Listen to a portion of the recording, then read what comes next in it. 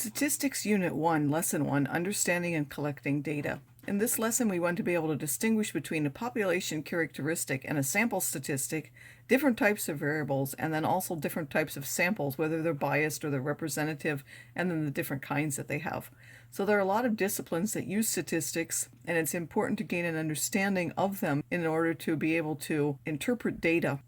Statistics formally is the science of collecting, organizing, presenting, analyzing, and interpreting any type of data, whether it's numerical or other type, but whether it's through observation or through surveys or through actually measuring things, and then to make decisions about a population based on that data that you collect. So there are two main uses of statistics. One is purely descriptive, where you simply try to organize the data through tables or graphs in order for someone to look at so that they can look for patterns or to be able to get quick information from that data. And then the other kind is inferential statistics, where you're actually trying to draw conclusions or make decisions based on that data and then make generalizations perhaps to a larger group of things. So in order to do any of these types of statistics, we need to understand some terminology that goes with it. The main things relate to populations and samples. So the population is the entire set of objects, which could be people, they could be animals, plants, books, whatever it is that you're interested in that you might collect data on. The population size would be the total number of objects in that particular population, and we will use capital N for the population size. Now that population has summary numbers, which we can call parameters, that tell you about different characteristics of the population. So there could be a population mean, a population median, a population proportion, percentage, and so on. Now, because that population is usually so large, or because it's inconvenient, like you would use it all up, like if you were to look at all the light bulbs, you can't really see how long they're going to last because you'd have to look at all of them and then there wouldn't be any light bulbs to sell, or it simply would take too much time or too much money. You typically look at just a part of the population, which is a sample. Now, if you actually collect data on the entire population, then that's called a census. And in the US, that's done every 10 years simply because of the amount of money and time that it takes in order to do that. So you would take a sample. When you do a census, any summary number you get would actually be the population parameter, or at least as close to it as you can get. And then the sample, if you take just a part of it, you're going to get a statistic from that. So when you have a population and you get the summary number, that's called a parameter, and it's based on capital N observations. When you have a sample and the number that you take is small n, and then when you get summary numbers, those are called statistics. For each parameter, there is a corresponding statistic that goes with it. So a population mean, you would look at a sample mean. Population median, you would be interested in the sample median. Population proportion, you would be interested in the sample proportion, and so on. Now, the reason people collect data is to answer statistical questions. So a statistical question is anything that can be answered by collecting data, and where you would expect variability in your answers or in the data depending on who you actually sample. So examples of what treatment is best for Alzheimer's patients. Well, you're going to look at a sample of patients, and you would expect different results depending on which patients that you had. So here are some examples of statements about studies or things that have been done or questions that people had, and we want to be able to figure out whether it's a sample or a census, and whether therefore then the summary number is a population characteristic or a statistic. So it says, what percentage of students at universities believes that wealth needs to be more evenly distributed? Result, 270 out of the 500 poll responders at MY University said it does. So this is a sample because there are a lot more students at universities than 500. That's one indication. Also, it says poll responders, so that indicates that a sample was taken. The sample proportion or percentage would be 270 out of 500 times 100 would be 54%. And because it's based on a sample, this number is now a statistic, and it's based on small n, which is 500. The next one says, how many movies do these 27 students in TIA's high school go to see in a month?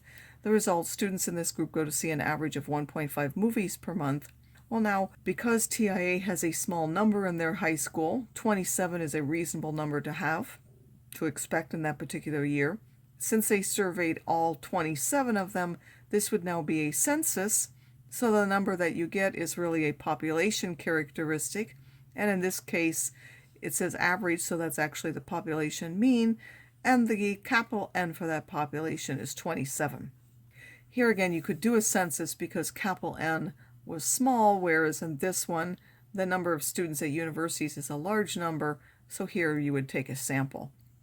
When you're collecting data, there are always variables that are of interest. In this particular case, we were interested in whether or not someone believes wealth needs to be more evenly distributed, and here we were interested in the number of movies that they watch in a month. The main two types of variables are qualitative and quantitative. Qualitative is when you have the values that are words or symbols for them, and then quantitative are values where there are numbers for them. For the qualitative, they can be just nominal, meaning they're just labels for them. They don't have any particular order, like if you had blue and red, or there can be ordinal qualitative data when those labels have some inherent order to them, like a letter grade. Things like blood type, eye color, and seed shape, those are nominal because eye color, there's no particular order. Blood type, there's no particular order. Now for quantitative variables, as I said, those come in numbers.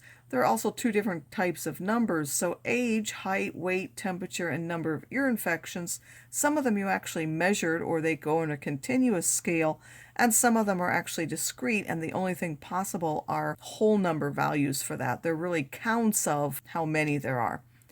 So discrete are when it's a count of how many, like how many medications you would take daily, how many questions you got correct, how many defects in a tire, and so on. Continuous would be something that you would measure on a scale. So volumes, heights, weights, temperatures, level of a chemical, all of those particular things would be continuous.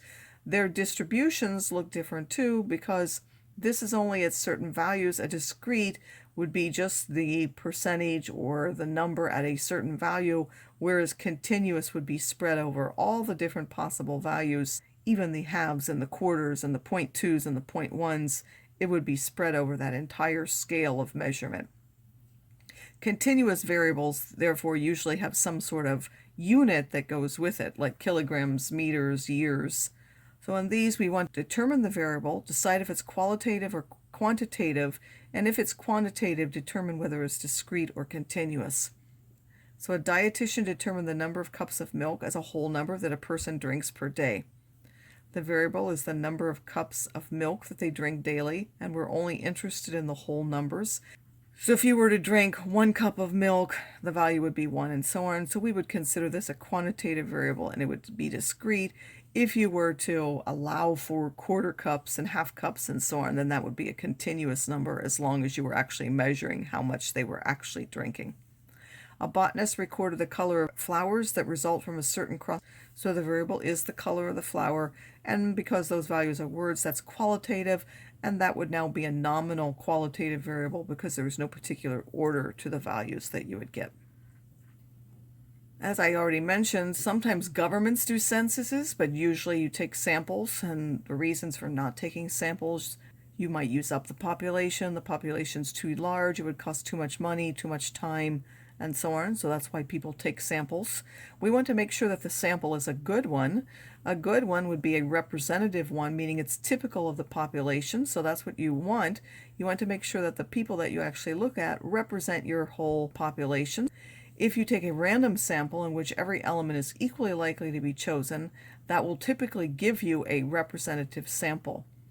Now, bias samples, those are one where some elements are more likely to be chosen than others, and some elements might not have a chance at all.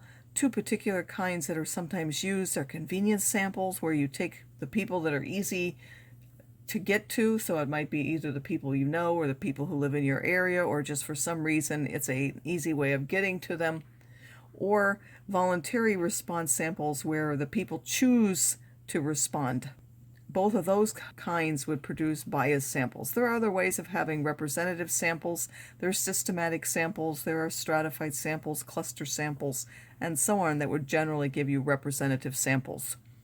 So in the examples, we want to classify each sample as random or biased, specify any biased sample as convenience or voluntary, and then explain our choices. Well, the population is all the students in school, and the sample is every fifth student in the hallway outside our class. What kind of sample is this if we want to look at all the students in the school? Well, this is going to be biased because we simply took the hall outside of our class. Not everyone passes that hallway when we have class, so therefore those students would not be represented in our sample, and therefore it would be biased. So in the next example, it says populations are students in your class, and you decide to sample students with a D in their last name.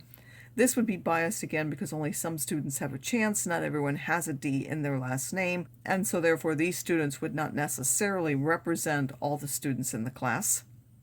Here we have another example where again the populations are the students in the class, and you sample students by putting their names in a bag and drawing the sample. This would be random. All students have an equal chance of being selected. Suppose you want to look at all the students in school, and you sample students by randomly choosing as they leave the building when parents come to pick them up. So you say randomly choosing, but they still don't all have a chance because not everyone has parents who come to pick them up. Some students ride the bus, some drive by themselves, and the ones whose parents pick them up may not represent all of these students. That would still be more likely to give you a biased sample.